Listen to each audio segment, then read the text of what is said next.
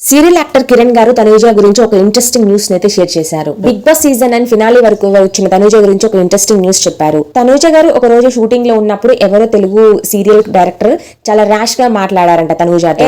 దాన్ని రమ్మనండి అయ్యా, వేస్ట్ ది, ఇంతసేపు ఏంటి అని అన్నాడంట. ఆ మాట విని అప్పటికప్పుడే తనూజ షూటింగ్ ఆపేసిందంట. నన్ను అంత కేర్లెస్ గా దాన్ని దీన్ని అని ఎలా సంబోధిస్తావు, వేస్ట్ ది అని ఎలా అంటావు? మనిషికి రెస్పెక్ట్ ఇవ్వడం నేర్చుకో. నన్నే మేడం అని పిలవమని చెప్పడం లేదు, రెస్పెక్ట్ ఇవ్వాలి కదా. నువ్వు ఉంటే నేను షూటింగ్ చేయను అని అక్కడే షూటింగ్ ఆపేసిందంట. అప్పట్లో పెద్ద టాక్ కూడా వచ్చిందంట.